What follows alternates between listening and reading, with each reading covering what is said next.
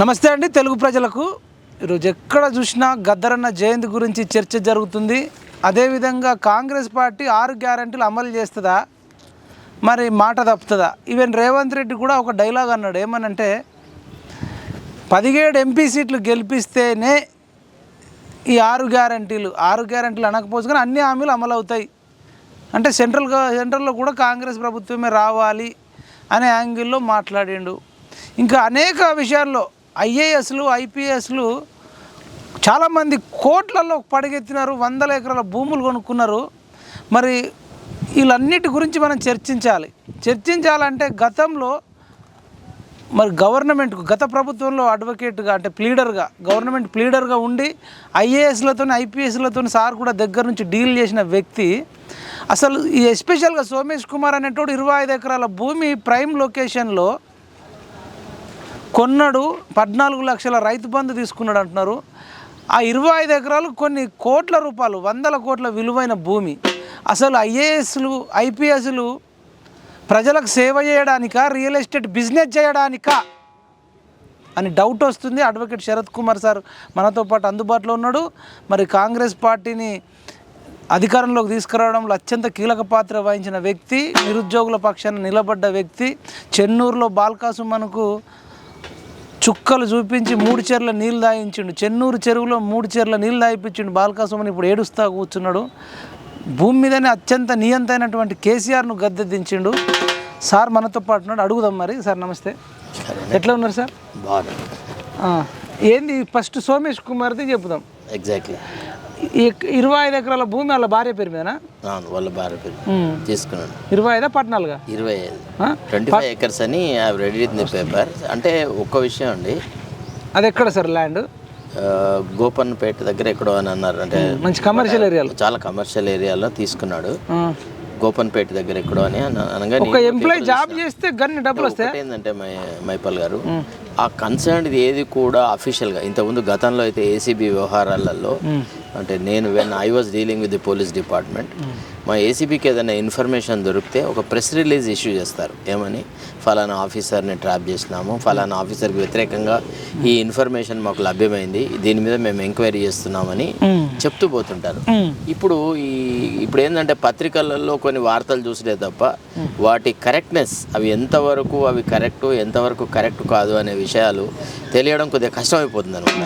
So ఈ దశలో కూడా అతని ల్యాండ్స్కి సంబంధించి ఫలానా భార్య పేరు మీద ఉన్నదైతే అదైతే దాంట్లో డౌట్ లేదు కదా, ఉంది. ఎక్స్టెంట్ ఆఫ్ ల్యాండ్, తర్వాత సర్వే నెంబర్, ఇట్లాంటివన్నీ మనకు అఫీషియల్గా ఇన్ఫర్మేషన్ వస్తుంది తప్ప దొరకదు.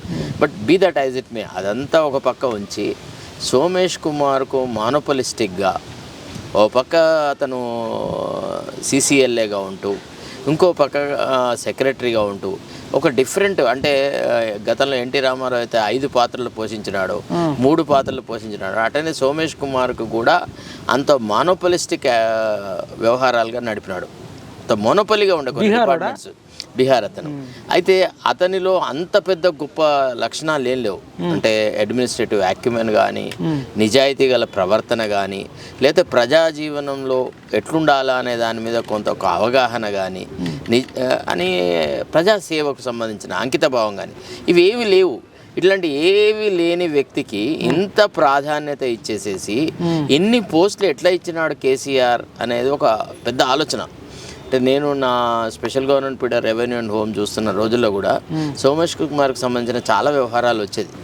ఇంకో గమ్మత్ విషయం ఏంటంటే, సోమేష్ కుమార్ గురించి ఎవరికి తెలియని ఒక విషయం చెప్తాను మీకు ఈరోజు. అతనికి కోర్టులు అంటే చాలా నీచమైన భావన తెలుసా. కోర్టులు అంటే అసలు గౌరవమే లేదు. అడ్వకేట్లు అన్న అస్సలు న్యాయ వ్యవస్థ అన్న కూడా అతనికి చాలా ఏహ్యమైన భావన. ఎస్, నా ఓన్ ఎగ్జాంపుల్ నేను చెప్తాను. ఒక కేసు లోపల Somesh Kumar should appear before the court అని చెప్పి హైకోర్టు ఆర్డర్ పాస్ చేసింది. అది సురేష్ కుమార్ కేత్ అని ఒక జడ్జి ఉండేది. ఆయన ఇప్పుడు ఢిల్లీకి ట్రాన్స్ఫర్ అయినాడు. అయిన తర్వాత ఏమైందంటే, నేను అపియర్ కాను, గవర్నమెంట్ పీడర్తో ఏమంటాడంటే, నేను అసలు యాక్చువల్లీ ఇది నీ తప్పు, నన్ను కోర్టుకు రప్పించేటువంటి వ్యవహారం నీ వల్ల జరిగింది, నీ అసమర్థత వల్ల జరిగింది, నేనెందుకు వస్తా, నేను కోర్టుకు జవాబుదారీ, నేను రానంటాడు. అయితేప్పటికీ అదేమైంది, లాస్ట్కు ఆ ఫైల్ వచ్చేసేసి నాకు రెఫర్ చేసేటప్పటికి నేను మళ్ళీ ఎట్లా ఇప్పుడు నా సహచార గవర్నమెంట్ పీడర్తో నేను రానని కరాఖండితో చెప్పినాడు. సపోజ్ నాతో కూడా అదే రకంగా చెప్తే అవమానాలు పాలవుతాయి కదా నేను అని చెప్పేసి నేనేం చేసినాను, గవర్నమెంట్ పీడర్ నా దగ్గరికి ఫైల్ పట్టుకొని వస్తే ఆయన అన్నాను, ఏమని నువ్వు సోమేష్ కుమార్కు కలుపు ఫోను, ఆయన ఏం చెప్తాడో నువ్వు విను, నువ్వు నాకు స్పీకర్ నొక్కు అన్నా. అంటే నా ముందే మాట్లాడితే ఇదే రిపీట్ చేసినాడు. I have no business, I won't come. It is your job. How you look after is your concern. I am not going to come అని అన్నాడు.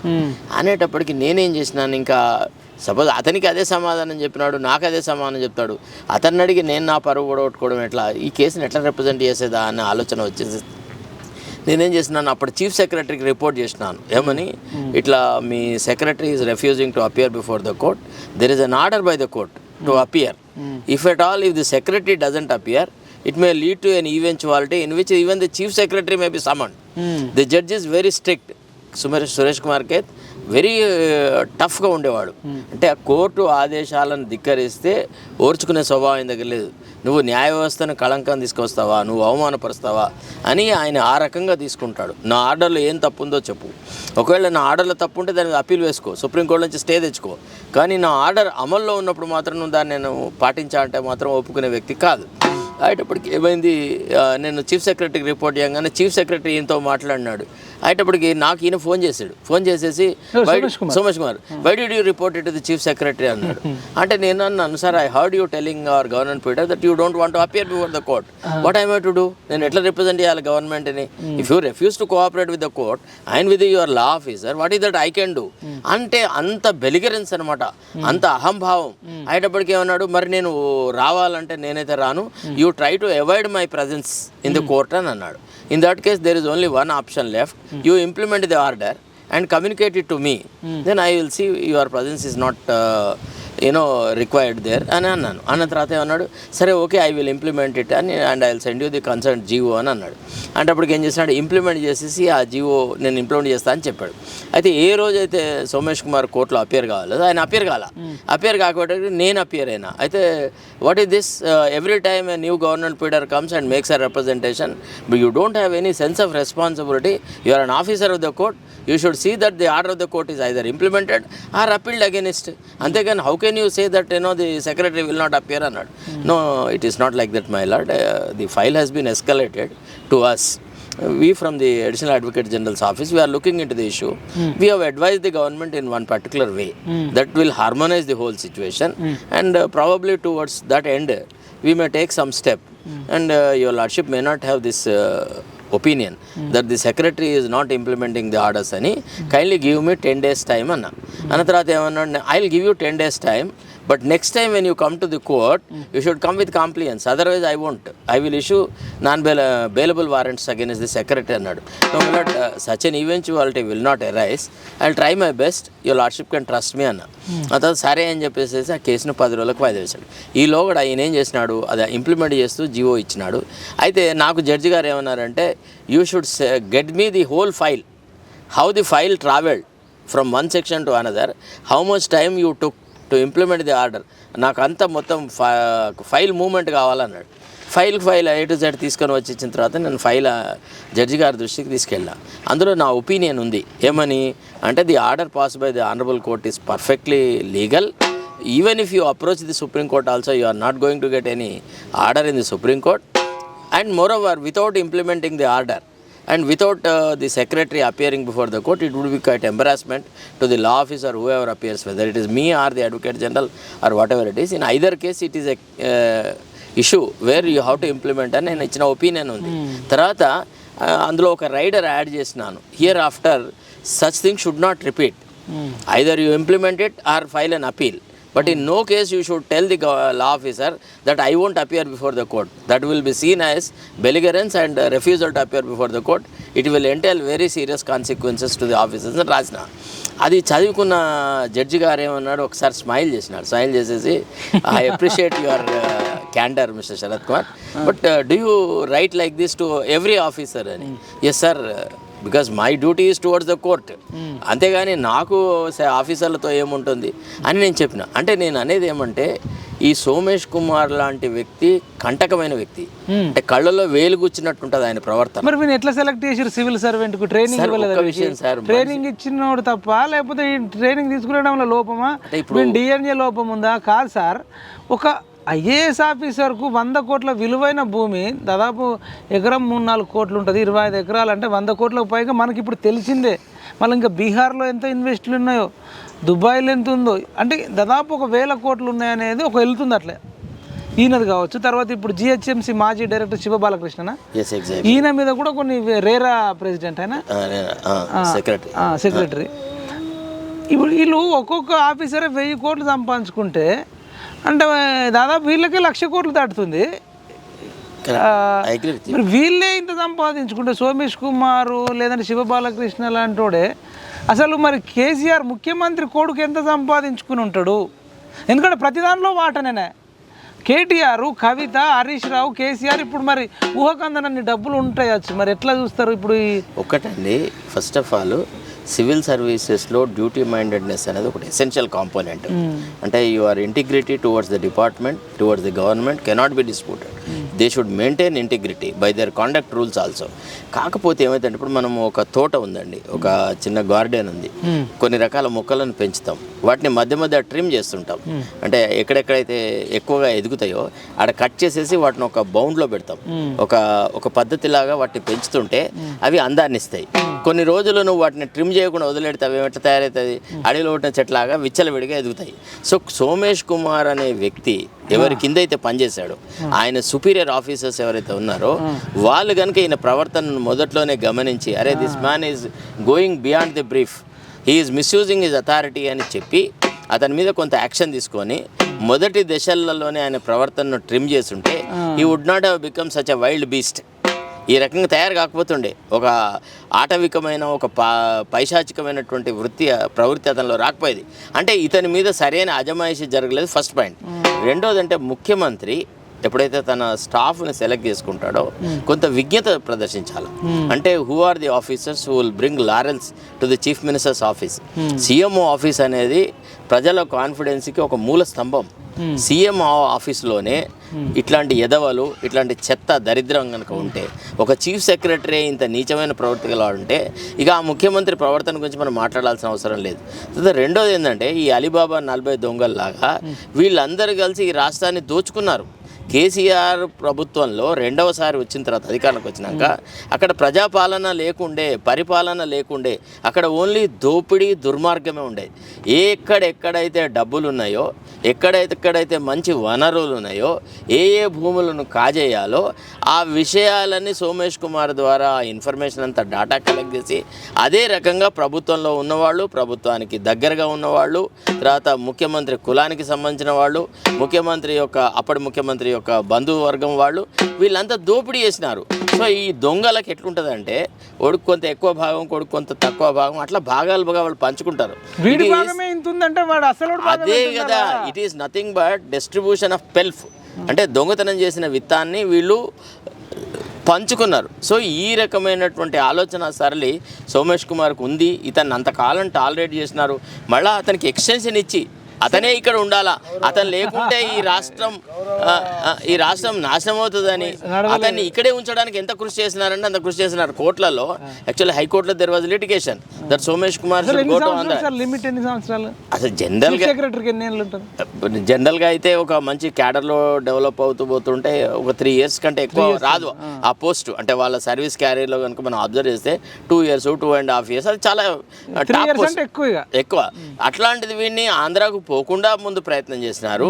ఆంధ్రాకు పోవడం ఇన్ఎవిటబుల్ అని తయారైన తర్వాత అక్కడికి పంపించే అతను రిజైన్ చేసి ఇక్కడికి వస్తే మళ్ళీ అడ్వైజర్గా పెట్టుకున్నాడు. అడ్వైజర్లు ఎవరు ఉంటారంటే కరటక దమనకులను అడ్వైజర్గా పెట్టుకుంటారా? మీకు తెలుసా పర్వత చిన్నేశ్వరి కథ? అంటే కరటక దమనకులు అనేవాళ్ళు 2 నక్కలు, అంటే గుంట నక్కలు అన్నమాట. అంటే వాళ్ళు ఎప్పుడు కూడా చెడ్డ ఆలోచనలు రాజుకు చెప్పడానికే ఉపయోగపడేటువంటి వ్యక్తులు. ఇట్లాంటి వ్యక్తిని పెట్టుకున్నాడు. ఇప్పుడు ఎట్లా తయారంటే దిగజారిందనమాట సిఎస్ వ్యవస్థ అనేది. కేసీఆర్ యొక్క నేతృత్వంలో first Rajiv Sharma, very top officer, good officer, no allegations against him. Then SK Joshi, తర్వాత ప్రదీప్ చంద్ర, ఈ ముగ్గురు వరకు బ్రహ్మాండంగానే నడిచింది. ప్రదీప్ చంద్ర గారు ఒక ఎస్సీ ఆఫీసర్ అవడం వల్ల ఆయనకి ఎక్స్టెన్షన్ ఇవ్వలేదు. నిజానికైతే is also one of the brilliant officers, మంచి వ్యక్తి. నేను నాకు పర్సనల్గా తెలుసు, ఆయన రెవెన్యూ సెక్రటరీ ఉండగా I used to deal with him.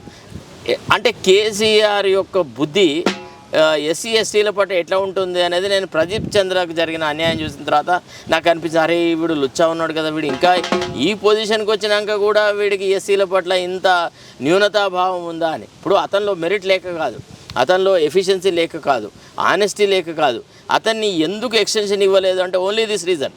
అంతకుముందున్న అందరూ చీఫ్ సెక్రటరీకి ఎక్స్టెన్షన్ ఇచ్చి ఇతని పట్లనే ఒక రకమైన డినైల్ చేశాను. అంటే నేను ఏంటంటే ఇక రాను లాస్ట్కు ఇక మళ్ళీ సారా మేము అధికారంలోకి వచ్చేది లేదు, ఇప్పుడు ఈ రెండో టర్మ్లో ఉన్న దండుకోవాలన్నటువంటి ఒక పాడు ఆలోచనతో ఒక దురుద్దేశపూర్వకంగానే వీళ్ళు రాష్ట్ర వనరులన్నీ మొత్తం కొల్లగొట్టినారు. నాకు ఒకటే మైపాల్ గారు ఇప్పుడు బాధ కలిగిస్తున్నది ఏంటంటే కొత్త ప్రభుత్వం మొత్తంగా ఇప్పుడు కాంగ్రెస్ పార్టీగా మేము ఒక ఎలక్షన్ క్యాంపెయిన్ రన్ చేసినాం. ఏమని, కాళేశ్వరం అనేది ఒక ఏటీఎం ఫర్ కేసీఆర్స్ ఫ్యామిలీ. తర్వాత చాలా భూములన్నీ కొల్లగొట్టినారు, కోట్లాది రూపాయలు, లక్షల కోట్ల రూపాయలు వీళ్ళు ప్రజాధనాన్ని దుర్వినియోగం చేసినారు, దండుకున్నారు అనేటువంటి ఒక క్యాంపెయిన్ రన్ చేసినప్పుడు ప్రజలు అది విశ్వసించినారు. ఎందుకు అంటే 25 లక్షల వాచ్ పెట్టుకున్న ముఖ్యమంత్రి కూతురుని చూసినారు, కోట్లాది రూపాయల ఆస్తులు చూసినారు, వీళ్ళ ఫామ్ హౌజులు చూసినారు, వీళ్ళ జన్వాడలు చూసినారు. ఇవన్నీ చూసిన తర్వాత ప్రజలలో ఒక అభిప్రాయం ఏర్పడిందంటే కేసీఆర్ కుటుంబం యొక్క అవినీతికి ఈ రాష్ట్రం దగాబడ్డది, ఇది నాశనమైంది అని మనము ఎలక్షన్స్లో కొట్లాడి మనము ఈరోజు పవర్లోకి వచ్చినాం. దానికి ఆ క్యాంపెయిన్కి తోడు సోషల్ మీడియా, మీలాంటి వాళ్ళు, నాలాంటి వాళ్ళు, రకరకాల వ్యక్తులు, సమాజంలో కొంత సామాజిక స్పృహ గల వాళ్ళందరూ కృషి చేస్తే ఈనాడు ఈ ప్రభుత్వం వచ్చినాక ఈ ప్రభుత్వానికి ఎంత తొందర ఉండాలా, ఇట్లాంటి అవినీతి అధికారుల మీద చర్యలు తీసుకోవడానికి ఎంత దుందుడుకుతనంగా పోవాలా. ఇవాళ దరిద్రం ఏంటంటే కాళేశ్వరం ప్రాజెక్టులో ఎవరైతే అవినీతికి పాల్పడ్డారో ఆ ఆఫీసర్లందరూ ఇంకా అక్కడే ఉన్నారు. ఎవరెవరు ఉన్నారు? మురళీధర్ రావు, ఇట్లా రకరకాలుగా వాళ్ళ పేర్లు ఎందుకు మళ్ళీ పేర్లు చెప్తే మళ్ళీ అదొక రకమైన పెంట నన్ను ఇట్లా అంటే వాళ్ళందరూ నాకు వ్యక్తిగతంగా తెలిసిన వాళ్ళు. చెప్తున్నాను మీకు వినండి, అక్కడున్న చీఫ్ ఇంజనీర్ అంటే సరిపోద్దండి టు రికగ్నైజ్ దేమ్. రెండోది ఏంటంటే ఈ కాళేశ్వరం ప్రాజెక్టును మొత్తంగా మనము ఇది అవినీతిపరమైంది అని చెప్పి ముఖ్యమంత్రి గారు పీసీసీఐ హోదా లోపల గతం లోపల దీన్ని ఖచ్చితంగా సిబిఐకి ఇవ్వాలని అన్నాడు. ఈనాడు సిబిఐ కాదని కేవలము జ్యుడిషియల్ కమిషన్ అని అనడానికి గల ప్రబలమైన కారణం ఏంది? ఎందుకు దాన్ని సిబిఐకి ఇవ్వద్దు అని అంటున్నారు? అది నాకు అర్థం కావట్లేదు. ఇప్పుడు మనమే కదా సిబిఐకి ఇస్తాం, వీళ్ళను అవినీతి సొమ్మంతా కక్కిస్తామని అన్ని మీటింగులలో చెప్పి సడన్గా మనము ఆ అవినీతి ఆఫీసర్ల పట్ల సాఫ్ట్ లైన్ టేకప్ చేస్తే సామాన్య కార్యకర్త దీన్ని ఎట్లా జీర్ణించుకుంటాడు, ఎట్లా అర్థం చేసుకుంటాడు? కాంగ్రెస్ పట్ల, కాంగ్రెస్ ఆలోచన సరళి పట్ల ఇదే ఒక రకంగా బాధాకరం. సిబిఐకి అప్పచెప్పారా మీరు? ఏమన్నా క్యాబినెట్ మీటింగ్ అదే అసలు యాక్చువల్ ఏంటంటే మీరు పనిచేసిన వాళ్ళ మీలాంటి వాళ్ళు ఒపీనియన్ తీసుకుంటున్నారా? లీగల్గా కూడా మీరు అడ్వకేట్ గా ఉన్నారు. మీకు వచ్చిన ఒపీనియన్ అంటూ ఏది లేదండి. ఇప్పుడు టాప్ బ్రాస్ అయిన తర్వాత అంటే ఒక పదవిని అలంకరించిన తర్వాత సలహాలు ఇచ్చే వాళ్ళంతా చాలా చిన్నగా కనబడతారు. మాకు తోచిందే సర్వస్వం, మేము ఆలోచిస్తుందే కరెక్ట్ అనేటువంటి ధోరణి ఒకటి ఉంటుంది. First point. రెండోది ఏంటంటే కొన్ని పత్రికల్లో నేను చదివినాను, ముఖ్యమంత్రి గారు స్వయంగా దీని మీద చాలా ఖరాఖండితంగా పోవాలా, మొత్తం కాళేశ్వరం ప్రాజెక్టును కడిగి పారేయాలా, అవినీతి పరులు ఎవరున్నా కానీ వాళ్ళను అవినీతిని కక్కించాలా, లేకపోతే ప్రజలకి మన ముఖం చూపట్టలేము. రేపటి పార్లమెంట్ ఎన్నికలలో ప్రచారం చేయాలంటే మనకు ఒక నెరేటివ్ లేదు. ఇగో చూడు అవినీతి చేసిన వాళ్ళని ఏ రకంగా మేము ట్రీట్ చేసినాము అని చెప్తే అవినీతి మీద కాంగ్రెస్ ఒక యుద్ధం ప్రకటించింది, అవినీతిని కాంగ్రెస్ సహించదు అనేటువంటి నెరేటివ్తో మనము కొంత సోషల్ గ్రూప్స్ని మన వైపు తిప్పుకోగలం. ఇప్పుడు గతంలో ఏదైతే కాంగ్రెస్ ప్రభుత్వం ఎమ్మెల్యేలుగా కంటెస్ట్ చేసినప్పుడు అసెంబ్లీ ఎన్నికలలో ఏదైతే నెరేటివ్ ఉందో ఆ నెరేటివ్ ఈరోజు లేదు. ఏ రకమైనటువంటి క్యాంపెయిన్ జరిపి ఇప్పుడు రేపు పార్లమెంట్కి మనం ఓట్లు అడగాల? ఇప్పుడు మొన్న మీరు ఎలక్షన్లో గెలవడానికి ఒక పెద్ద నరేటివ్ ఏం క్రియేట్ అయిందంటే సార్, బీజేపీ బీఆర్ఎస్ ఒకటి అవినీతి కవితను అరెస్ట్ చేయలేదు, మీరు నరేటివ్ క్రియేట్ చేస్తే ఇక నిరుద్యోగులు కూడా మరి బీజేపీ వైపు ఉండే కొంత బీజేపీ వైపు స్లాంట్ 6 నెలల కిందట బీజేపీ వైపు ఉండే. ఎవరు బండి సంజయ్ గారు Bharatiya Janata party state unit ఉన్నప్పుడు ఉండే, మనం మాట్లాడుకున్నాం కూడా ఆ విషయం. అవును. దాని తర్వాత ఈ నరేటివ్ బిల్డ్ అయిన తర్వాత నిరుద్యోగులు, మేధావులు, విజ్ఞానవేత్తలు, సామాజికవేత్తలు, సింగర్లు, గాయకులు, డప్పిస్టులు, వీళ్ళు ఎవ్వరు కూడా బీజేపీ మీద అనుమానాలు వచ్చి అంతా కూడా వారు మొత్తం బీజేపీని భూస్థాపితం చేసి పారేశారు. అసలు వాళ్ళని పరిగణనలోకి తీసుకోకుండా కేవలం ఇది బీఆర్ఎస్కు ఇక కాంగ్రెస్ ఉంది, రెండే ఉన్నాయి ఆల్టర్నేటివ్ అనే దానికి వచ్చేసి ఈ నియంత్రణ గద్దె దించాలని నిరుద్యోగులు అంతా కలిసి నియంత్రణ ఓడించారు. సరే, ఆటోమేటిక్గా ఓడించాలంటే ఎవరో గెలిపించాలి కదా, అట్లా కాంగ్రెస్ని సెలెక్ట్ చేసుకున్నారు. ఇప్పుడు మరి వీళ్ళని అరెస్ట్ చేయకుండా మీరు ఇట్లనే కాలయాపన చేసి టైంపాస్ చేసి మాటలు కోటలు దాటి చేతలు గడప దాటకపోతే ఓన్లీ అవినీతి చేసిండు అని పేపర్లలో ఇచ్చి సోషల్ మీడియాలో పెట్టి వాళ్ళని అరెస్ట్ చేయకుండా ఉంచితే రేపు మళ్ళీ కాంగ్రెస్ నాయకులు, రాష్ట్ర కాంగ్రెస్ నాయకులు, రాష్ట్ర బీఆర్ఎస్ నాయకులు ఇద్దరు ఒకటే అని రేపు బీజేపీ వాళ్ళు కానీ నిరుద్యోగులు కానీ నరేటివ్ క్రియేట్ చేస్తే అప్పుడు మీరు ఏం చేస్తారు? ఇప్పుడు ఒక విషయం మైపాల్ గారు, హెన్రీ కిస్సింజర్ అని యుఎస్లో ఒక ఫారిన్ సెక్రటరీ ఉండేవాడు. అతను ఒక గొప్ప విషయం చెప్పినవాడు. ఏమని? The success or failure of the politician depends upon his ability to read public pulse అన్నాడు. అంటే ప్రజల యొక్క పల్సును, ప్రజల యొక్క నాడిని ఎవరైతే సరిగా గుర్తించలేరో వాడు రాజకీయాలలో షైన్ కాడు అన్నాడు. అర్థమైందా లేదా? మనము ప్రతిసారి కొంత సమయం దాటిన తర్వాత ప్రజలు ఏ విషయం మీద చాలా సీరియస్గా ఉన్నారు అనే విషయాన్ని గుర్తించడంలో నాయకులు ఫెయిల్యూర్ అయినప్పుడే పార్టీ అనేది పవర్లోంచి పోతుంది, పవర్ కోల్పోతుంది, పవర్లోకి రాదు. ఇప్పుడు బీజేపీ చేసిన తప్పేంటిది అని అంటే, ఒక పక్క రాష్ట్ర ప్రజానీకం అంతా కూడా కేసీఆర్ కుటుంబం చేసిన అవినీతి పట్ల చాలా ఆక్రోషంతో ఉన్న దశలో వాళ్ళు చేస్తున్న దమనకాండ, దౌర్జన్యము, పోలీస్ పవర్ని ఉపయోగించి అందరినీ నోరు మూయించడం, నిరుద్యోగులను చంపడం, కరెక్ట్, ఎగ్జాక్ట్లీ దొరికితే గొంతు తీసుకోవాలన్నంత కసిగా కసి, ఆ కసి డెవలప్ అయింది. దాన్ని అర్థం చేసుకోకపోగా అసలు ఒక నెరేటివ్ ఇంకోటి ఏముండేదంటే, బీజేపీలో బలహీన వర్గాల వాళ్ళకి ప్రాధాన్యత ఉంటుంది, బీసీలదే రాజ్యము, బీసీ ముఖ్యమంత్రి అయ్యే అవకాశాలు ఉంటాయి ఒకవేళ బండి సంజయ్ నేతృత్వంలోనే పవర్లోకి వస్తే అనేటువంటి ఒక ఆలోచన ఉండింది. అఫ్కోర్స్ తర్వాత ఈటెల రాజేందర్ చేరినా కానీ ఈటెల రాజేందర్ కూడా బీసీ అవ్వడం వల్ల వీళ్ళ నేతృత్వంలోనే ఉంటుంది అని అనుకున్నారు. కానీ వీళ్ళల్లో వీళ్ళు కొట్లాడి ఎప్పుడైతే బండి సంజయ్ని తీసేసి కిషన్ రెడ్డిని పెట్టిన తర్వాత ఆ మొత్తం ఆ పల్స్ అనేది, ఆ ప్రజల యొక్క ఆలోచన సరళి అనేది పూర్తిగా మారిపోయింది. అరే వీళ్ళిద్దరు ఒకటైనారు. రెండో విషయం ఏంటంటే, ఒక ముఖ్యమైన అంటే విశ్లేషణ ప్రజలు ఏం చేసినారంటే, అదే కాలంలో లిక్కర్ స్కామ్ లోపల ఢిల్లీ గవర్నమెంట్ని అతలాకుతలం చేసినారు. వాళ్ళ ఉప ముఖ్యమంత్రిని అరెస్ట్ చేసినారు, వాళ్ళ హెల్త్ మినిస్టర్ని అరెస్ట్ చేసినారు, కేజ్రీవాల్ను నానాటికి హింసలు చేస్తున్నారు. తర్వాత మిగతా వాళ్ళు లిక్కర్ స్కామ్లో ఇన్వాల్వ్ అయ్యి ఉన్న ప్రతి వాళ్ళని అరెస్ట్ చేసేసి బొక్కలు దోసినారు. 6 ఛార్జ్ షీట్లలో కవిత గురించి మెన్షన్ చేసిన కవిత విషయంలో వీళ్ళు సాఫ్ట్ లైన్ తీసుకోవడం వల్ల ఏమైందంటే, ప్రజలు ఏమర్థం చేసుకున్నారంటే BRS and BJP both are same, ఈ రెండు ఒకే తాను తొరుపుకలు. ఇప్పుడు అదే నేను చెప్తున్నాను. అందుకే అంటే ఏమైంది, అట్లా ఆలోచించి ప్రజలు ఏం చేస్తున్నారు, కాంగ్రెస్ వైపు వచ్చిన తర్వాత ఇప్పుడు చూడు, ఇప్పుడున్న పరిస్థితులలో నిన్న షబు సోరెన్ని జార్ఖండ్ చీఫ్ మినిస్టర్ అరెస్ట్ చేస్తున్నారు ఓ భూ కుంభకోణంలో. మరి కవితకు అగెనిస్ట్ గా ఎవిడెన్స్ లేదని చెప్తారా బీజేపీ వాళ్ళు? లేదు కవిత ఇస్ గంగిగో అని చెప్తారా? లేదా స్వచ్ఛని స్ఫటికం అంటారా? అదనే చెప్పమను. ఇక ఆమె గురించిన చర్చ వద్దు, వాటి అనవసరంగా లేదు. ఆమె ఎంత అవినీతి చేసినా కానీ ఆమె కేవలం కేసీఆర్ కూతురు కాబట్టి ఆమె మీద చర్యలు తీసుకోమని చెప్పండి. అట్టా చెప్పరు. ఏది చేయకుండా ఈ రకంగా వస్తే వాళ్ళకు అన్యాయము, తర్వాత కాంగ్రెస్కి కూడా ఒక నెరేటివ్ అనేది పోతుంది. ఇప్పుడు మనం పార్లమెంట్లో ఎన్నికలు గెలవాలండి, రేపు లోక్సభలో 17కు 17 మాకే రావాలా అనే ఒక అంశం ఉంది. దీనికి పొలిటికల్ ఎజెండా ఏంది, పొలిటికల్ నెరేటివ్ ఏంది?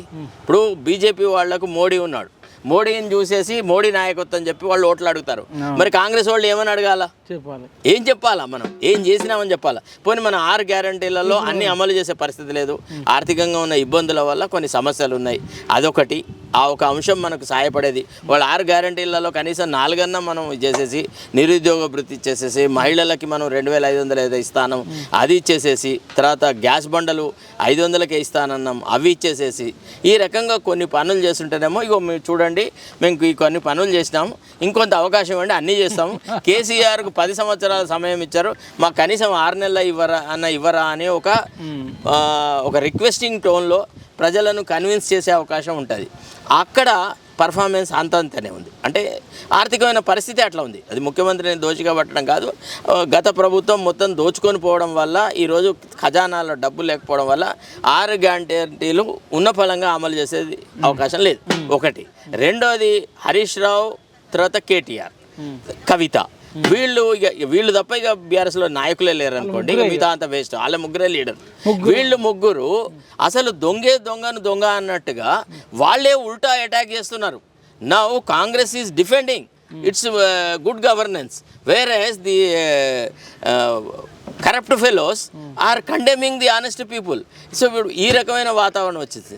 నేను అనేది ఏంటంటే మనం ఒక నెరేటివ్ బిల్డ్ చేయకుండా 17 సీట్లు సంపాదిస్తాము అనేటువంటి ఒక ఆశ, ఒక ఆలోచన, ఒక దృక్పథము అది లోపభూయిష్టంగా ఉంది. ఏమంటుండంటే 17 సీట్లు గెలిస్తేనే హామీలు అమలు అయితే అన్ని, లేకపోతే కష్టం అంటుండు సార్. అట్లా ఉండదు. అది బ్లాక్ మెయిల్ చేసినట్టే ఉంది ఒక రకంగా. అది తప్పు. అసలు అట్లా దాన్ని ఆ రకంగా ఆలోచించవద్దు. నా దృష్టిలో ఏంటంటే మీరు 17 మందిని కనుక మా వాళ్ళని గెలిపించే పక్షంలో మాలో ఇంకా పట్టుదల పెరుగుతుంది. మా పట్ల మేము ఇంకా శ్రమ చేసేసి ఈ 6 కాకుండా ఇంకా కొన్ని కొత్త ప్రామిసెస్ ఉన్నాయి మా ఎలక్షన్ మేనిఫెస్టోలో, అవి కూడా అమలు చేస్తాం. మీరు ఇప్పుడు మాకు మద్దతు ఇవ్వాలి. ఈ 6 నెలల్లోనే మా పర్ఫార్మెన్స్ మీద మీరు సడన్గా ఒక ఒపీనియన్ ఫామ్ చేసుకోవడానికి వీల్లేదు అనే యాంగిల్లో చెప్పినాడు. సరే, అది భాషాపరమైనటువంటి మిస్టేక్. సరే చూద్దాం. అయితే మీ మీద అంటే కొన్ని వస్తున్నాయి, నేనేం అలిగేషన్ చేయట్లేదు. జీవో 46 బాధితులు ఒక ఫోటో పెట్టి రేవంత్ రెడ్డిది, మేము ఈ కాంగ్రెస్ కోర్టు పోయాము, ఇట్లా జీవో 46 మరి నిరుద్యోగులు నో ఓట్ ఫర్ కాంగ్రెస్ అంటే జీవో 46 మమ్మల్ని మోసం చేసిందని ఇప్పుడే వీళ్ళ నుంచి మీరు దూరం అయిపోయారు. నేను చెప్తున్నా దూరం అంటే ఇన్ ద సెన్స్ వైరల్ చేస్తున్నారు, నేను చేయలే. Correct, I agree with you. వాళ్ళకి మీరు నేను ఎలక్షన్స్ అప్పుడు ఎలక్షన్ కంటే ముందు మనం సంఘీభావం ప్రకటన చేసేసి నిరుద్యోగ జేఏసీ తరఫున మనం వాళ్ళకు చేసినాం. తర్వాత మా ఉప ముఖ్యమంత్రి బట్టి విక్రమార్క గారు, తర్వాత శ్రీధర్ బాబు గారు, మిగతా వాళ్ళందరూ, అంతేకాదు even BSP leader RS Praveen Kumar who is former police officer, ఆయన కూడా ఇదమిద్దంగా తేల్చి చెప్పినాడు ఏమని, జీఓఎంఎస్ నెంబర్ 46 వల్ల పేద గ్రామీణ ప్రాంతాలకు చెందినటువంటి బీసీ ఎస్సీ ఎస్టీ ఆస్పిరెంట్స్కి చాలా అన్యాయం జరుగుతుంది, అర్బనైజ్డ్ పీపుల్కు లాభం జరుగుతుంది, దీనికి ఒక లాజిక్ లేదు. ఇది మన క్యాపిటల్ సార్ హైదరాబాద్, ఇది ఫ్రీ జోన్ ఉండాలి అందరికి.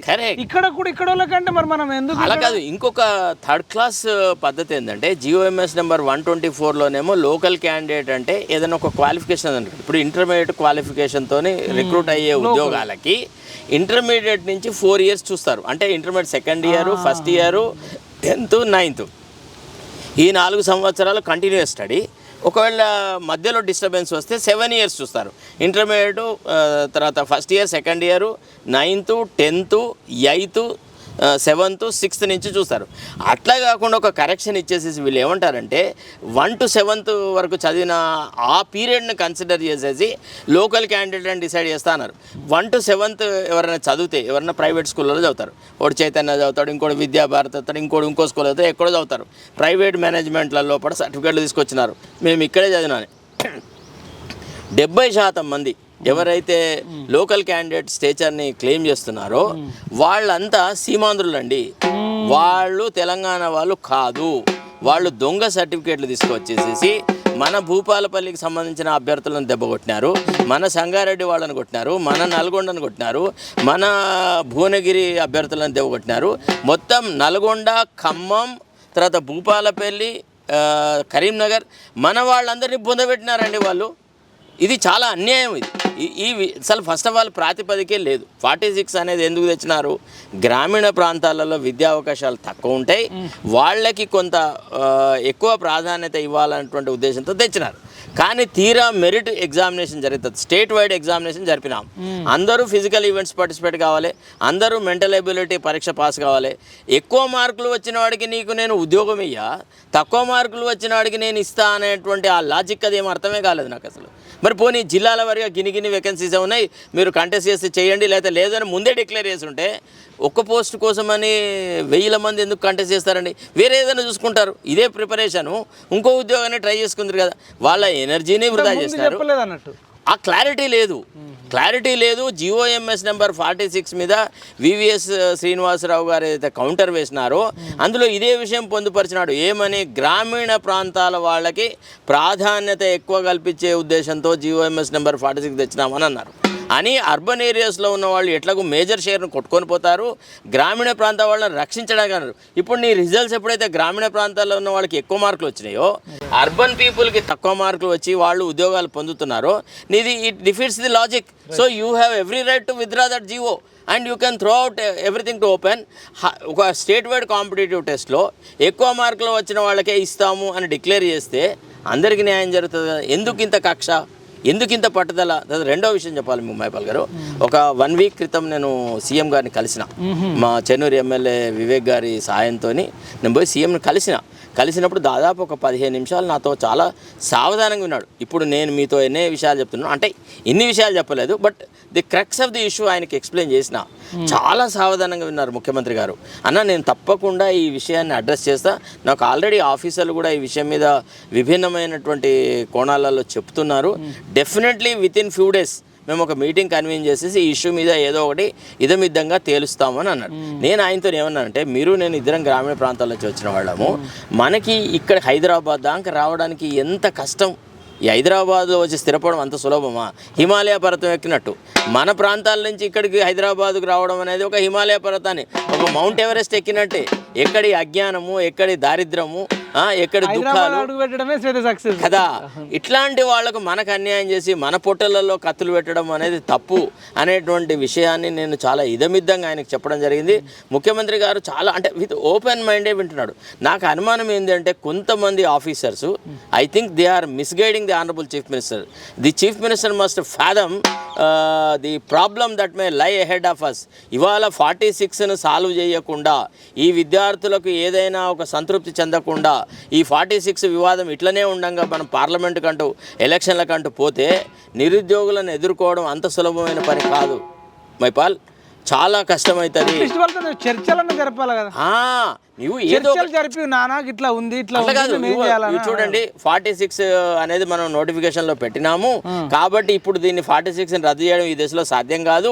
సో 46ని ఇక్కడ ఈ వేకెన్సీస్ వరకే పరిమితం చేస్తాం. ఇక రాబోయే వేకెన్సీస్లలో ఎవరైతే మీకు లాస్ట్ ఛాన్స్ కింద మీరు అపియర్ అయినారో వాళ్ళకి మేము ఏజ్ రిలాక్సేషన్ ఇస్తాము, మళ్ళీ మీకు ఈక్వల్ ఆపర్చునిటీస్ ఇస్తాము. ఇప్పుడు కొత్తగా ఏదైతే 1500 మందిని రిక్రూట్ చేస్తామని ముఖ్యమంత్రి మొదటి ప్రాధాన్యత ఇస్తాము అనేటువంటి ఒక అష్యూరెన్స్ ఇచ్చేసేసి వాళ్ళ బాధను తగ్గించేసి అందరికి న్యాయం చేసే అవకాశం కూడా ఒకటి ఉంది. అంటే సార్ నెక్స్ట్ వచ్చే దాంట్లో ఈయన మెరిట్ వాళ్ళకి ఇచ్చిన అయిపోతుంది కదా. వాళ్ళు ఆల్రెడీ జంప్ అయ్యారు, లాంగ్ జంప్ చేసిరు, హై జంప్ చేసిరు, ఎగ్జామ్ రాసిరు. ఈసారి ఈవెన్ సోల్జర్స్ కూడా లేదు, ఆర్మీలో కూడా ఇంత పెద్ద లాంగ్ జంప్ లేదు, ఇంత పెద్ద హై జంప్ లేదు, రన్నింగ్ కూడా లేదు, స్పీడ్ రన్నింగ్ కూడా లేదు. 2000 కంటే లోపే వెళ్తారు. తర్వాత 5 ఈవెంట్స్ని 3కి తగ్గించినాడు. ఒక రకంగా ఏంది అంటే పేదవాళ్ళకి కొందరికి కాళ్ళు ఇరిగినాయి, చేతులు ఇరిగినాయి. నేను ఒక 2 recruitments as a special government పీడర్గా చూసినాను. 2016, 2018 నేను చూసినాను. నాకు తెలుసు అక్కడ ఏం జరుగుతుంది, గ్రౌండ్ ఎట్లా జరుగుతుంది, మెజర్మెంట్స్ ఎట్లా చేస్తారు, ఇవన్నీ నేను డిస్కస్ చేసినాను ఆఫీసులో. నాకు తెలుసు ఆ పిల్లల బాధ, ఆ వాళ్ళ ఆర్తి దాన్ని పూర్తిగా నాకు అర్థమైంది కాబట్టి నేను అంత వైలెంట్గా రియాక్ట్ అయినా.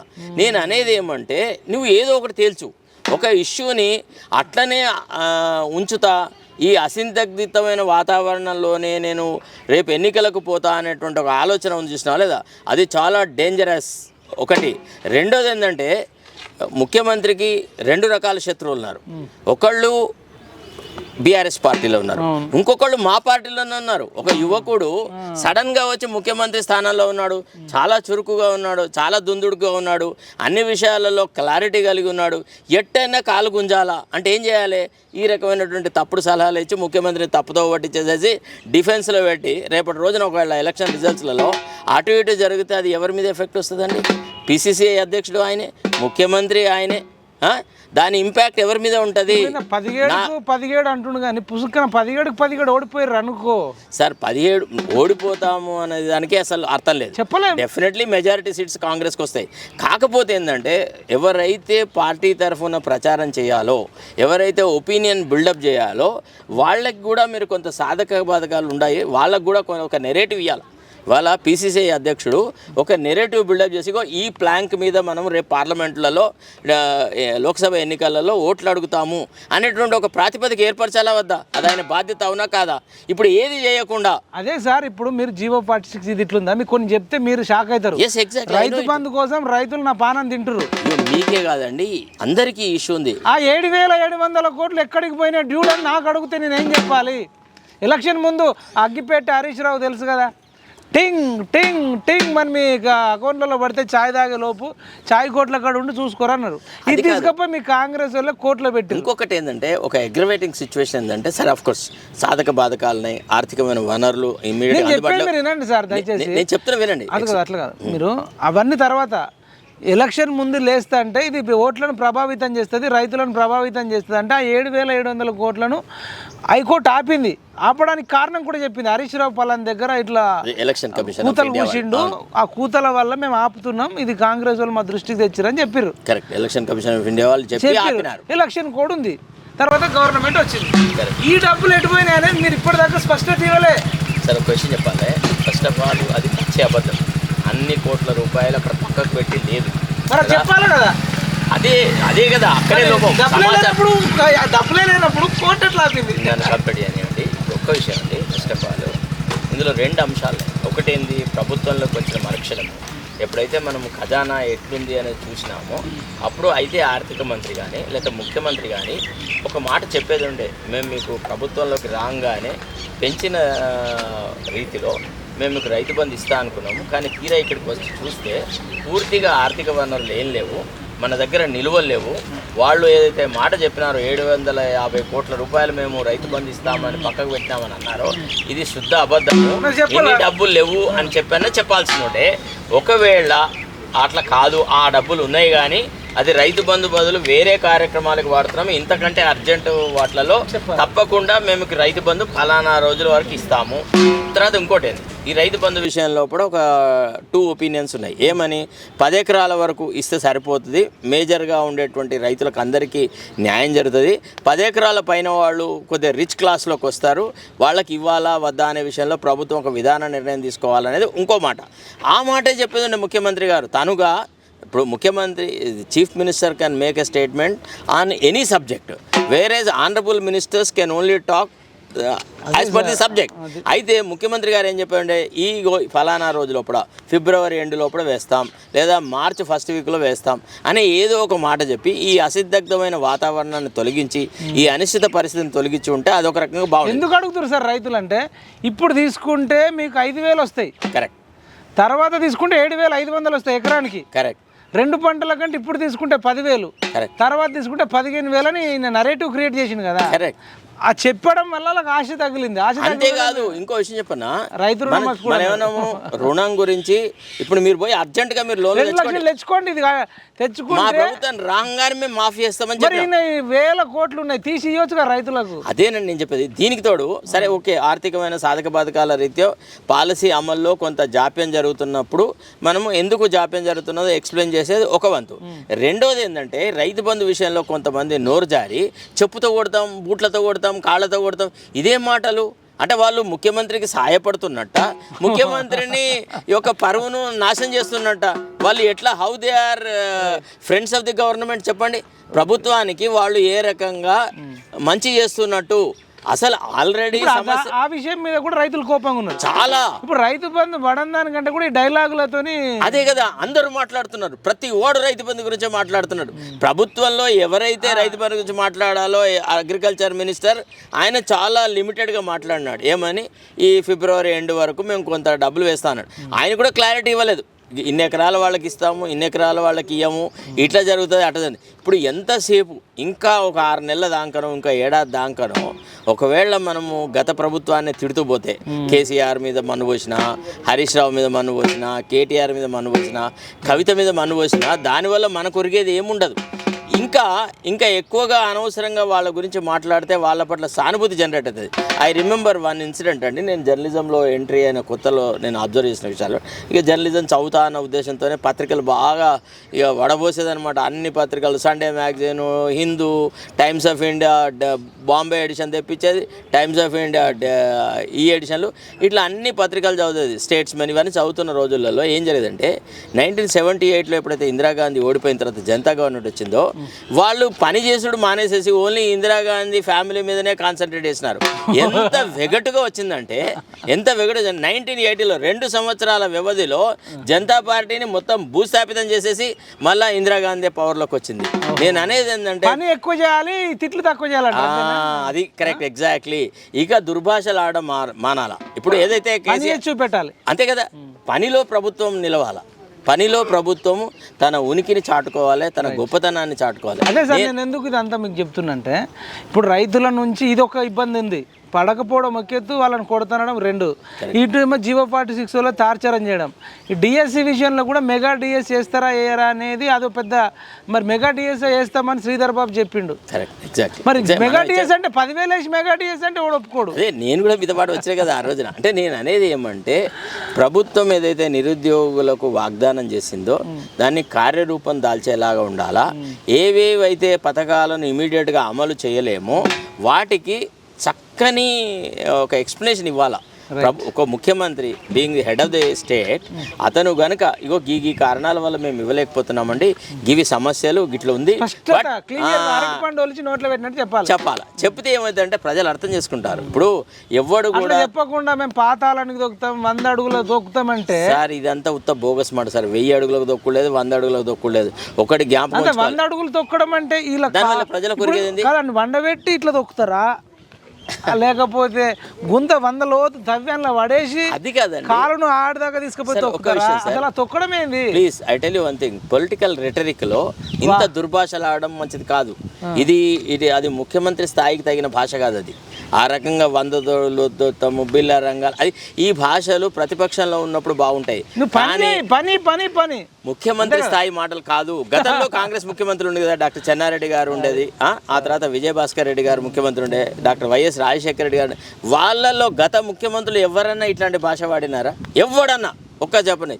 ఎంత హుందాగా ఒక పక్క చెన్నారెడ్డి గారిని సార్ నేను అసెంబ్లీలో చూసాను సార్, చెన్నారెడ్డి గారిని నానా దుర్భాషలు ఆడితే సార్ ప్రతిపక్ష నాయకులు, ఆయన మాత్రం ఎంత హుందాగా లేసి ఎంతవరకు సమాధానం గంతవరకు మాట్లాడారు. మీకు ఒకటి చెప్తే మీరు షాక్ అవుతారు. ఇప్పుడు మాకే తెలివి ఉందని మాట్లాడుతున్నారు. ఎగ్జాంపుల్ ఇప్పుడు కాదు అనుకుందాం, ఒక్క నిమిషం సార్ నేను చెప్తాను ఇప్పుడు ఏం జరగబోతుందో చెప్తా.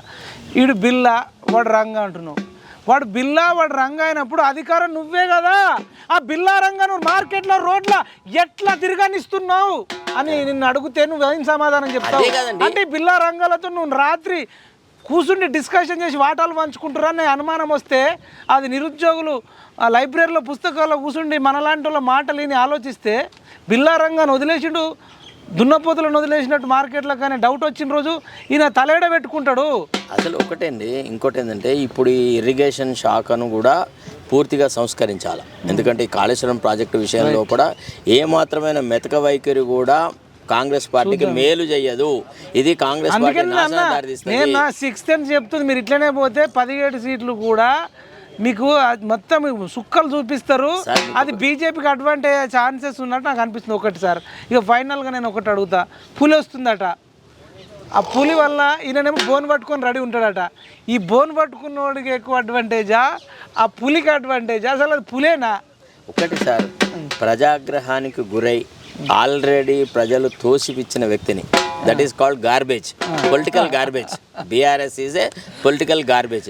దాంట్లో ఇంకా సుగంధం ఏముంటుంది సార్? ఇప్పుడు వాళ్ళ గురించి మాట్లాడడం తగ్గించేసేసి మనం ఏ కార్యక్రమాలు మన మేనిఫెస్టో ద్వారా చెప్పామో వాటిని అమలు చేయడానికి మనం ఏం కృషి చేస్తున్నామో. ఈయనలే కేటీఆర్ అన్నాడు పులి వస్తుంది, నువ్వు మమ్మల్ని తట్టుకుంటలేవు, బాబా బామ్మర్దులనే తట్టుకుంటలేవు, నువ్వు పులి వస్తే దాన్ని తట్టుకుంటామంటారు. అంటే అది పులి అయితే కేటీఆర్ అనేటోడు పులియా పిల్లా కుక్కనా ఎలుకనా మీకు ఒక విషయం చెప్పాలి సార్. ఒక విషయం అంటే ఏంది ఇది?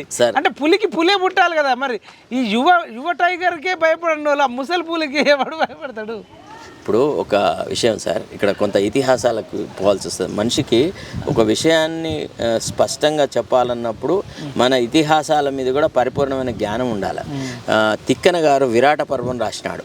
అందులో కర్ణుడు ఒకసారి అందరు సభ ఉండంగా, ఏ గీ బోడి ముసలోళ్ళను గీ బాపనోళ్ళను ఏంది సపోర్ట్ అడుగుతావా దుర్యోధన, నేను ఒక్కని చాలు మొత్తం పాండవులందరినీ దునుమాడతా, అందరి తలకాయలు నరికి పారేస్తా, నా ముందు ఎవడ్రా నిలబడేది అని నేను ఒక గొప్ప వ్యక్తిని కవచకుండాలతో ఉన్నా అని చాలా అహంకారంగా మాట్లాడతాడు. అప్పుడు అశ్వత్థామ చెప్తాడు అనమాట, వాచా వాత్సల్యం చూపినాడు వీడు, అంటే మాటలలోనే వీడు స్వర్గం చూపెడుతున్నాడు, వీడు ఉత్త వెధవ, వీడు శాపగ్రస్తుడు, వీడు అర్థరైతుడు, వీడి వల్ల అంత కెపాసిటీ లేదు, వీడు పాండవుల సేనలను గెలిచేంతటంత కెపాసిటీ గల వ్యక్తి వీడు కాదు అని. అట్టనే వాచాలత్వము అనేది అధికార పార్టీకి మంచిది కాదు. అధికార పార్టీ ఎప్పుడు కూడా తన పనుల ద్వారా ప్రజలతో కమ్యూనికేట్ కావాలి. What is the medium through which you will communicate with the electorate? By your performance, by your integrity, by your humbleness. ఒక హుందాగల భాష మాట్లాడుతూ మంత్రులందరికీ నా రిక్వెస్ట్ ఏంటంటే రెచ్చగొట్టదు, కొడుతున్నాడు ఇట్లా. అది కాదండి, ఇప్పుడు మన రోల్ మారింది సార్. ఇప్పుడు మన రోల్ మారింది, ఆ విషయం వాళ్ళు గ్రహించాలా. ఈనాడు మనం అధికారంలో కొట్టుడు స్టేజ్ మీద కెమెరాల ముందు అవసరం కాదండి, మనకంటే జూనియర్ వాళ్ళు ఉంటారు, వాళ్ళకి మనం ఏమి నీతి చెప్తున్నాం సార్? రాజకీయాలలో కక్ష సాధింపులు నేర్పుతున్నామా? హుందాగా ప్రజాస్వామ్యంలో రాజకీయాలు చేయలేమా? ప్రతిపక్షాన్ని విమర్శించడానికి ఇంత దుర్భాషలు ఆడాల్సిన అవసరం ఉందా? ఇది కూడా ప్రభుత్వ పరంగా ఆలోచించాలి, కొంత సంయమనంతో ఉండాలా. ఈ విషయాల మీద కొంత జాగ్రత్తగా ఉంటే మంచిదని నా అభిప్రాయం sir. Thank you so much sir, thank you so much.